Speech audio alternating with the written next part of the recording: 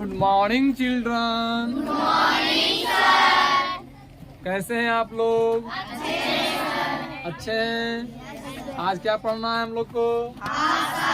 पिछले दिन क्या पढ़े थे? वर्णों के उच्चारण। एक बार रिवीजन हो जाए। बोलिए, क वर्ण का उच्चारण स्थान कहाँ? कंठ। हाँ, जो का तालु।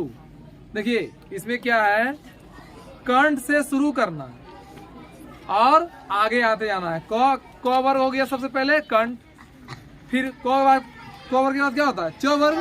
तो च वर्ग के बाद आना है तालु में, फिर च वर्ग के बाद क्या होता है? ट वर्ग।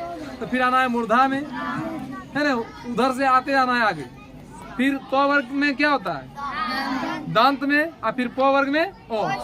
कंठ से लेकर ओठ तक चला आना है ना। क्या रटना नहीं है, पहले कंठ, फिर तालु, फिर मूर्धा, फिर दांत, फिर ओठ। और बाकी जो दो वर्ण जो होता है, मतलब दो जो होता है दंत और ओष्ठ जो होता है, उसको उतना अभी तुम लोग को याद करने की जरूरत नहीं है।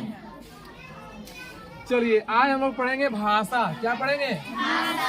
भाषा, लैंग्वेज। क्या पढ़ना है? लैंग्वेज। भाषा किसे कहते हैं?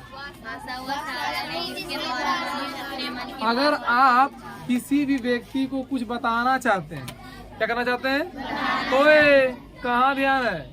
यदि आप किसी व्यक्ति को कुछ बताना चाहते हैं, अपने मन की बात या अपना जो भाव है दूसरे पर प्रकट करना चाहते हैं, तो आपको किसकी सहायता लेनी पड़ेगी? भाषा की। किसकी? भाषा की। भाषा के द्वारा ही हम अपने मन के भाव अथवा विचार को दूसरों के पास क्या करते हैं? प्रकट करते हैं। चाहे हम लिख कर प्रकट करें, चाहे बोल कर करें, चाहे संकेत या इशारा से करें। ठीक है, तो आइए सीखते हैं भाषा। ये वह साधन या माध्यम, वह साधन या माध्यम जिसके द्वारा हम अपने मन की भावों अथवा विचारों को गापना करें, विचारों को बोलकर या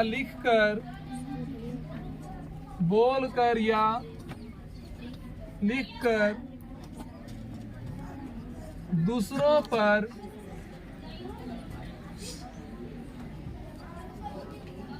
प्रकट करते हैं, उसे हम क्या कहते हैं? भाषा कहते हैं। उसे भाषा कहते हैं। अब सवाल उठती है कि भाषा कितने प्रकार के होते हैं? हम सुना दिए थे, एक ठो बोल रहे थे ना सुनाने, तो आप सुन लीजिए, याद है। फिर क्यों नहीं सुनाया आप? एक ठो दो ठो नहीं जानते हैं? बैठिए आ रहे हैं, सब बैठिए आ रहे हैं। छुट्टी नहीं होगा आप लोग का, याद कीजिए पहले, तब छुट्टी मिलेगा। ये लोग से पहले याद करवाइए, फिर छुट्टी होगा। भाषा के प्रकार, भाषा के प्रकार। तो लिखिए, भाषा 3 प्रकार के होते हैं। भाषा 3 प्रकार के होते हैं। भाषा 3 प्रकार के होते हैं। पहला, मौखिक भाषा। मौखिक भाषा। दूसरा, लिखित भाषा। दूसरा क्या होती है? लिखित भाषा। और तीसरा, सांकेतिक भाषा।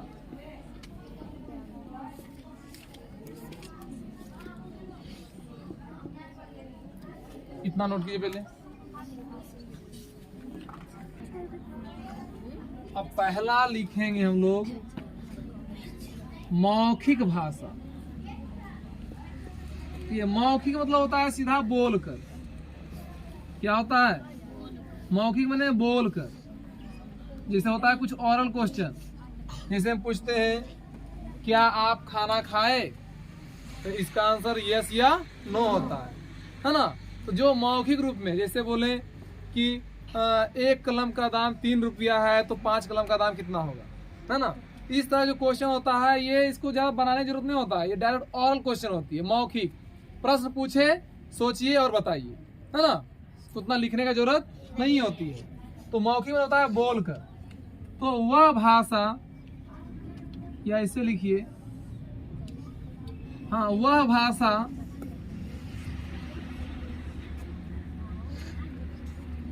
जिसके द्वारा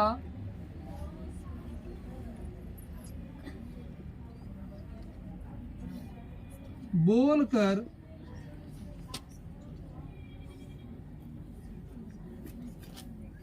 या ऐसे लिखिए,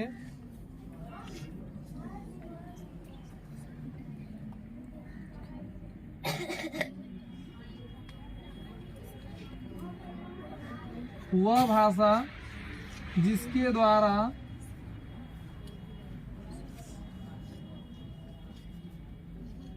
जिसके अंतर्गत बोलकर हम अपने मन की भावों को दूसरों पर प्रकट करते हैं।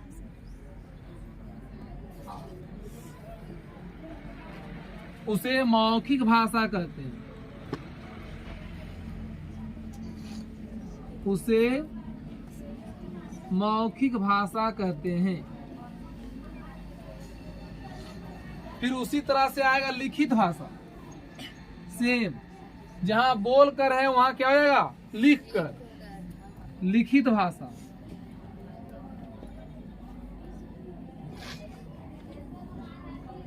लिखेंगे वह भाषा जिसके अंतर्गत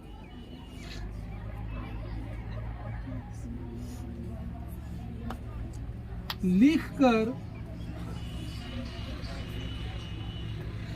हम अपने भावों को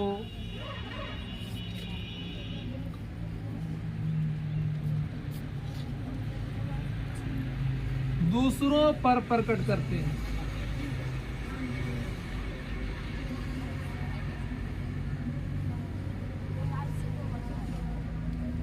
उसे क्या कहते हैं? उसे लिखित भाषा कहते हैं।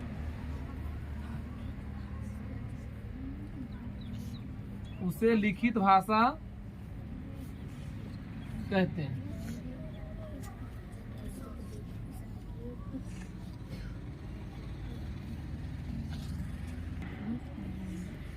नंबर सी है 3 नंबर में सांकेतिक भाषा। ध्यान दीजिएगा इधर, इतनी भाषाओं की जरूरत क्यों पड़ी? क्या सिर्फ मौखिक भाषा से काम नहीं चल सकता था क्या? सोचिए जरा आप।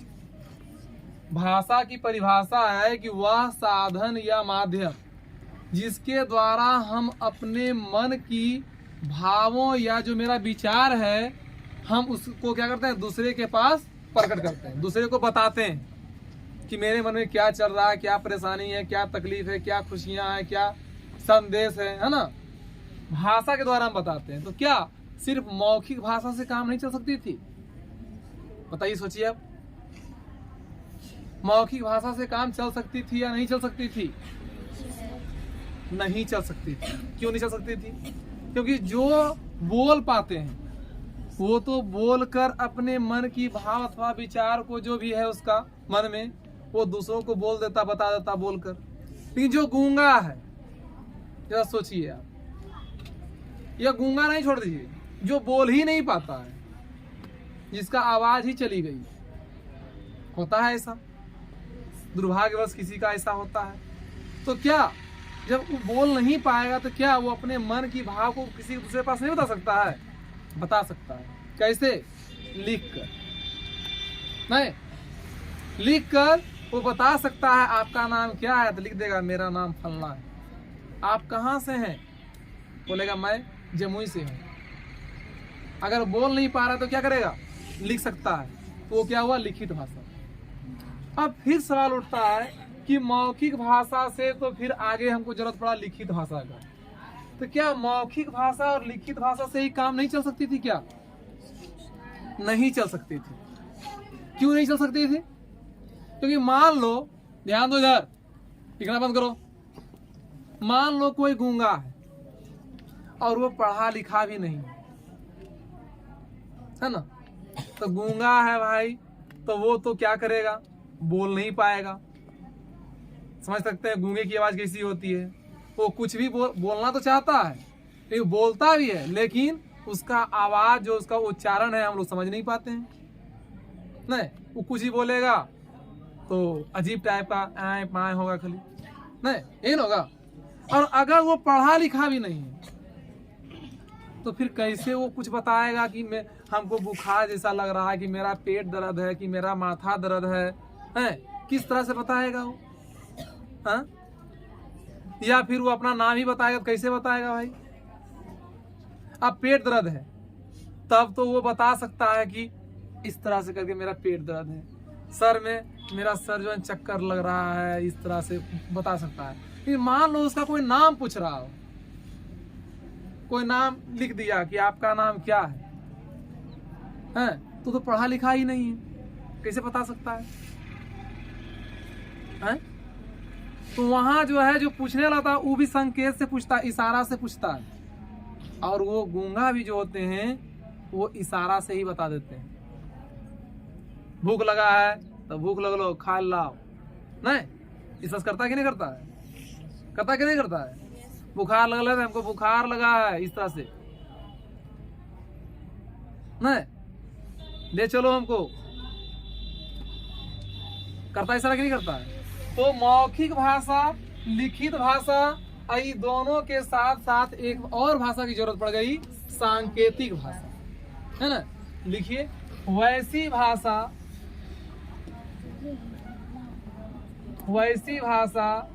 जिसके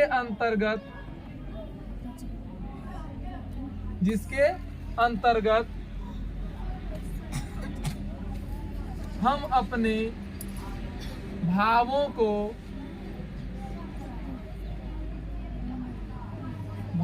को संकेतों के द्वारा व्यक्त करते हैं, संकेतों या इशारों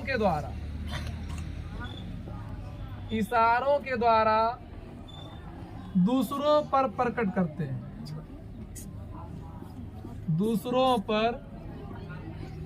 करते हैं, उसे सांकेतिक भाषा कहते हैं,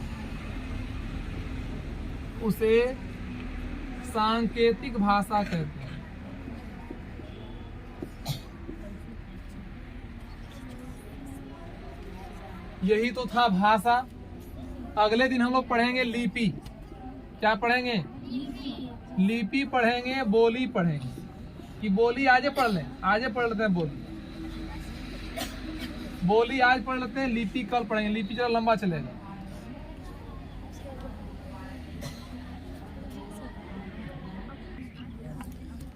बोली और लिपि अब कल पढ़ना है आप लोग को, ठीक है?